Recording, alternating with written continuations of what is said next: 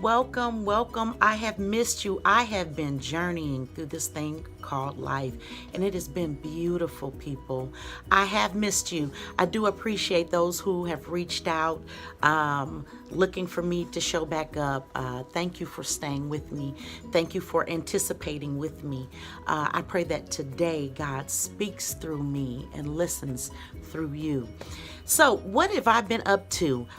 First, let me start off how I've been starting off with gratitude. I'm going to tell you what I'm thankful for today. I love gratitude because it's very rooting. It helps you shift out of whatever is going on with you and bring yourself centered back with the divine. There is no spot where God is not. We just have to recognize it, and that's coming back to our center point. So I'm starting off with what I've been up to, which is what I've been very thankful for. Last week, I had the blessed and fortunate opportunity to visit Sedona with Sonia Marie, her Word Life Astrology retreat. It was amazing, people. 28 people. 28 equals 1, okay? Check it out. We went to Mago Resort in Sedona, and it was just 3 days of meditation and prayer and eating well and drinking well water and soaking up the sun. It was so nourishing. I feel so refreshed, so replenished, so thankful. Sonia Marie, she's awesome. You guys check her out. You can find her on Facebook and other social media. Sonia Marie Word Life Astrology. That's like word up. That's my sister, Sonia Marie. And the pictures that you saw at the beginning, I took some of those, and then my roommate at the retreat, Reiki practitioner Angel Dobine, was my roommate, and she took some of those amazing photos that I put up in the beginning. So I am just so thankful. It was beautiful to just sit in peace for days with 27 other amazing women. It wasn't a women's retreat. It just ended up being all women. So, there are no mistakes in the universe. It was all divinely timed. I met some amazing spirits. It really helped me feel fortified, in a sense, to know that there are other people out there who are breathing God, who are living God, who desire to expand and assist other people in their expansion. So it was very nourishing for me. I'm so thankful. The drive up, the women that I drove in the van with, you know who you are. I had an amazing time with them. It was like God just orchestrated everything. The waking up, and people, we were going from some of us 5 in the morning. I couldn't get up for that 5 sunrise yoga. I couldn't do it. I had to, go downstream with myself and acknowledge what I could do. But we got up every morning, at least by 6:30, to have breakfast in the morning, and just everything was divine. The animals that showed up, there was this cat that came and just crawled up on me. And I'm just like, this is God. Word. This is just God right here, communing with God. It was beautiful. And it just reminded me that my job is to assist people in re-engaging themselves, re-engaging their spirit, reconnecting with God inside of self. Absolutely. Your initial journey is the outward one. You're looking for God outside of yourself. And I have to tell you, I would be remiss not to say that God is absolutely inside of what this is, this shell.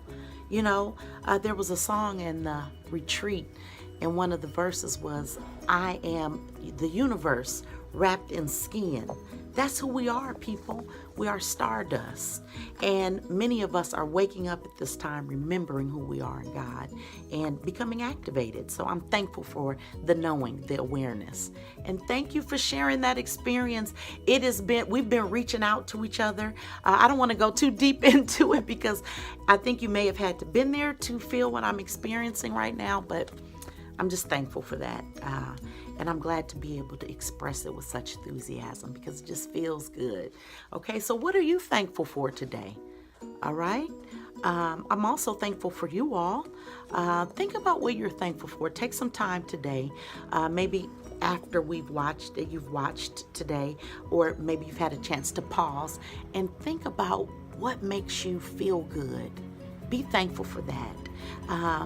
Often people have repeated to me things that I've said on here, like be thankful for your spleen. There's something you don't think about every day, but it must be working right? They didn't remove it, or do they remove those? I don't know. I'm thankful for mine though, okay? Thank you, God, for it all. Sit in that, okay? So today, instead of introducing a topic, I'm going to read a letter that someone wrote me, an email communication that I'm going to call this person K-Dub. You know who you are, okay? He wrote in, and I would like to share that with you all, okay? Hello, Precious. That's me, Precious. I just watched Peace in the Eye of the Storm, and it really resonated with me. Thank you. I'm having a hard time dealing with frustration and irritation. I find myself being frustrated and irritated by the slightest little things, and I don't understand why. Let me pause right there. Frustration is resistance. Always, in every case. Are you resisting what's happening? Allow it. There's something called the art of allowance. Many of us have heard of the law of attraction. There's the law of allowing also. I like to think of it as the art of allowance. I didn't coin that. Someone else did. I'm not sure who, but it's something that I practice. When things are seemingly not going your way, K-Dub and other viewers, allow it. What is God showing you in this moment? You either believe that God is infused in every moment and in control, or you do not. And if you do not, it's an opportunity to check that. Where is that coming from? Allow it.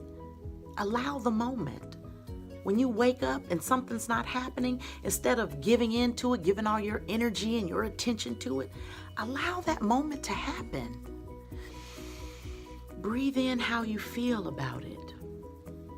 And ask, what is God showing me in this moment? Because that is the most important. In every moment, something is being revealed to you. So take the lesson from it, okay? Where were we? Okay. More importantly, how to not get frustrated. I think I missed a line. I find myself being frustrated and irritated by the slightest little things, and I don't understand why. More importantly, how to not get frustrated or irritated when things aren't how I think they should be or how they should go. I think many of us can relate to that, K-Dub, because frustration is a part of life. Just like that video, Peace in the Eye of the Storm was talking about. There are going to be things that occur that are troublesome or worrisome or not the way you think they should go. But please submit to the fact that it is exactly the way it should be. You prayed for something. You asked God for something. I'm speaking specifically to you, K-Dub, and those who this may apply to. You asked God for a thing. It's happening right now. It just doesn't look the way you thought it would. Here's a concept. All hell has to break loose so heaven can happen. All hell has to break loose so heaven can happen. If the muck is coming up for you, I almost said shit. If it's coming up for you, it's because it belongs to you. All right? Allow it to come up. Don't hold on to it by then fighting with that energy. Allow it. And thank God for showing you, for revealing to you what else you need to release. Like the resistance to what's happening in the moment. Okay, you didn't know that the better life situation was going to happen at the end of something falling apart. That is how it goes sometimes. But in those moments, find gratitude. Find something you can be thankful for. And then get into the space of allowance and releasing. Okay? Allow it. If the train or bus is late, I'm frustrated, irritated, can't find the TV remote. Now that's frustrating. Can't find that remote. You know, sometimes I tear this room up. I digress. Let me get back to this. Frustrated, irritated. Okay? Little things like that. I know part of it has to do with the fact that I'm not particularly happy with my current situation in life and financial status, but I don't understand why that carries over into every little situation, especially things that I have no control over. Can you touch on this on one of your video posts? Why, yes, I can. Why, yes, I can. Yeah, everybody can kind of relate to that. It's never the remote or the socks that your mate has carelessly left on the floor. It's never that, okay? It's your need to control everything that's happening because you feel out of control. Sit with that. Perhaps that bus being late is placing you divinely in the space that you need to be. At the time you need to be. Submit to that. Why is it automatically a problem? Maybe you can't find the remote because you're not supposed to be watching TV in the moment. I don't know. Maybe it's time for you to take a pause. Go deeper, because nothing is ever truly lost in spirit. The things that belong to you can never be separated from you. Believe that. The things that belong to you can never truly be separated from you. Even when we experience the loss of a loved one, we can still feel them in our spirit. It's because they're still with us. Papa, I know you're still with me. I feel you. I breathe you still. There is no separation in God. When you're feeling frustrated, it's your spirit saying, hold on, wait a minute. We're going in a direction that is not in alignment. It's an opportunity to release. Shift your perspective and shift your experience. Change how you're perceiving this information, this stimuli, these outside occurrences. Shift how you perceive them. They're not coming to tear you down. They're coming to serve you, to deliver you to the hands of the Most High. It's what you asked for. It just doesn't look the way you thought it would. You know, I can think about some things that I have fought to hold on to, and my God, how foolish I was being. Because look how beautiful things are in the absence of those things. Everything you perceive as a storm may not actually be a storm. There's a thought. Shift your perspective. How do you deal with it in the moment? Release. Get into the art of allowing things to come into your life. And then when they're not what you expect them to be, meditate on that. Not that feeling so much, but what information, how is it serving you? Because it all comes to serve you. And if you don't believe that, perhaps that's a place you can start.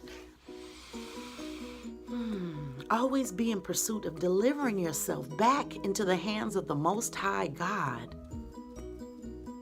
And that is in your center. That is where your peace is. When that bus is late, maybe God wanted you to just be still for a few minutes longer before you got in the energy, the thick of whatever you were about to step into. And for that, we say thank you. Try gratitude. Yes, I work on this. When people are in my presence and they're giving me vibrational contrast, you know, a vibration that is not in alignment or in flow with what I'm projecting, I don't necessarily fight it off. I allow it. Sometimes I'm working on getting it to all the times. When things come up and I know that what I'm saying is right, I get quiet because the truth doesn't need defending. Be in your peace. Allow that moment. Try shifting into peace and see what that does for you. Here we are.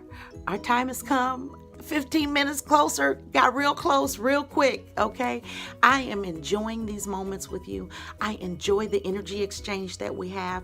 I hope that between now and next time, you take 15 minutes every day, at least 15 minutes to be in peace. To have time for just you, to do just what you want to do, uninterrupted, quality time. Put everybody on notice. It's my 15 minutes. My name is Precious McGill. This has been 15 Minutes Closer. God bless you, and I love you all with the love of God. God bless.